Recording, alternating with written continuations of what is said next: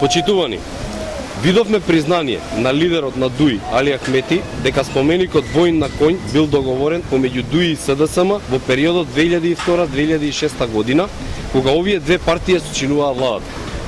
Тоа што Ахмети го тврдеше е вистина. Ова е одлуката за поставување на споменици која е донесена на 30 ноември 2004 година, кога СДСМ имаше мнозинство во Советот на град Скопје, градоначалник беше кандидат на коалицијата предводена од оваа партија, а СДСМ беше владеачка партија. Тогаш СДСМ немала ништо против изградбата на ваков споменик, напротив, ако поставувањето на споменик на Скендербек било барање на ДУИ, очекувано е еден таков разговор барањето за изградба на воинот на конј да биде на СДСМ. Денес истата СДСМ е најгласниот противник на изградбата и постоењето на овој споменик.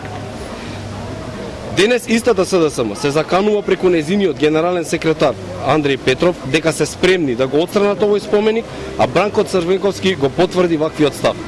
Значи за само неколку години тие го применуваат своето мислење. Тоа говори за колку тоа се неодговорни како политичари и колку своите политики ги базираат на инет и на противење, а не на своји издржани принципи. Тие своите одлуки ги менуваат секојдневно и не ги носат врз база на тоа што било подобро за граѓаните.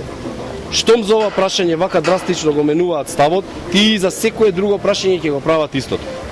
И на крај, споменикот на Скендербек општина Чаир го изгради. Се виде зашто општина Чаир ги потрошила парите. Но СДСМ не го изгради споменикот воин на конј. Како и за се друго, и тука не може да се види каде завршија парите во време на СДСМ, бидејќи тие располагаа со нив, а ништо не се градеше. СДСМ не изгради ништо, затоа бегаат до одговорот каде завршуваа парите во нивно време. Ви благодарам.